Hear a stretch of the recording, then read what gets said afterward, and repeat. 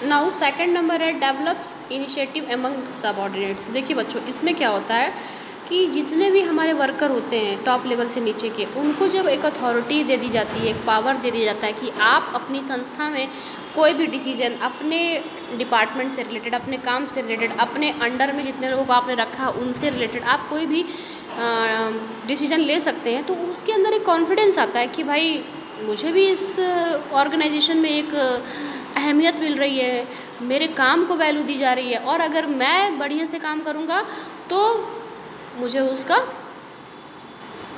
Profit भी मिलेगा, और मैं खुद वो अपने आप को खुद एक ऑनर की तरह फील करेगा। क्योंकि जब आप किसी को पावर दे देते हैं, किसी को अथॉरिटी दे देते हैं काम करने के लिए, तो वो अपने काम को काफ़ी मन से करने लगते हैं, उनके अंदर एक कॉन्फिडेंस आ जाता है, उन्हें एक अच्छी फीलिंग आने लगती है कि मेरा भी कोई मतलब इसमें वैल्यू है।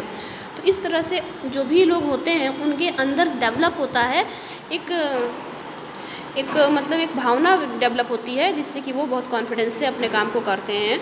Decentralisation helps to promote self reliance and confidence among the subordinates. Okay, this is because when lower managerial levels are given freedom to take their own decisions, they learn to depend on their own judgment.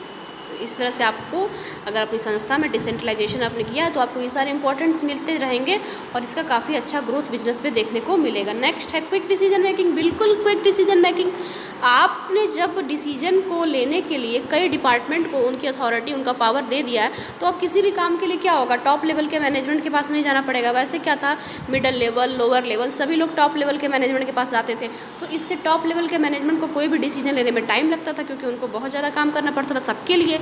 लेकिन जब उन्होंने decentralised कर दिया अपनी संस्था को, अपने organisation को, तो क्या हुआ, अब अपने अपने कैपेसिटी के अकॉर्डिंग, अपने अपने अथॉरिटी के अकॉर्डिंग सभी लोग डिसीजन ले सकते हैं और काम को बहुत जल्दी कर सकते हैं।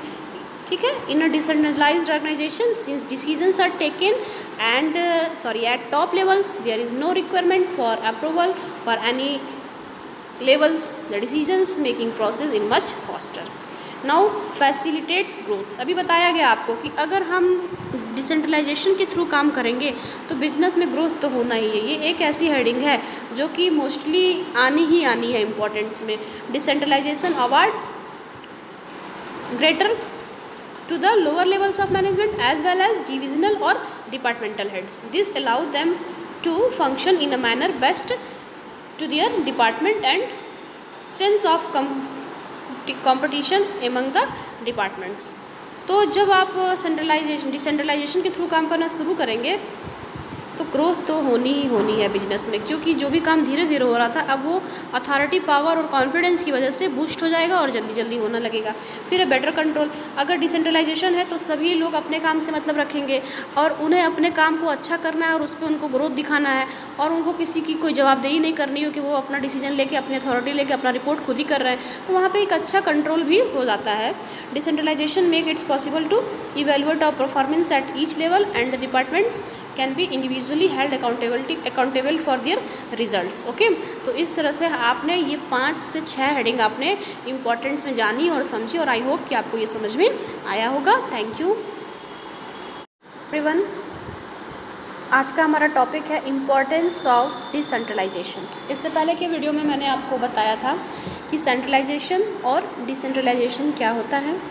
फिर से एक बार रिपीट कर देती हूँ कि सेंट्रलाइजेशन में जो भी हमारी अथॉरिटी होती है, बिजनेस में जो भी पावर होता है, डिसीजन मेकिंग की जो भी अथॉरिटी होती है, वो सब एक टॉप लेवल के मैनेजमेंट के पास इकट्ठी हो जाती है। वही लोग अथॉरिटी सारी अपने पास रखते हैं, पावर रखते हैं और हर चीज़ों पे खुद ही डिसीजन लेते हैं। और डिसेंट्रलाइजेशन में क्या होता है कि टॉप लेवल के मैनेजमेंट से नीचे के जो लोग होते हैं और उनसे नीचे के जो लोग होते हैं, उन लोगों में भी डिसीजन लेने के लिए फ्री कर दिया जाता है। कुछ तौर पे उनको कुछ पावर दे दी जाती है, जिससे कि उन्हें बार बार अपने टॉप लेवल के मैनेजर के पास ना जाना पड़े, और जो भी जिनको काम बांटा गया रहता है उनको पावर और अथॉरिटी भी दी जाती है कि आप अपना काम करने में फ्री हैं, कोई भी डिसीजन ले सकते हैं, कोई भी रूल रेगुलेशन आप वहाँ पे कर सकते हैं। तो ये सेंट्रलाइजेशन और डिसेंट्रलाइजेशन था बच्चों। आज देखते हैं इंपॉर्टेंस क्या होता है। ठीक है, जब आप अपनी संस्था में, अपने ऑर्गेनाइजेशन में डिसेंट्रलाइजेशन को आप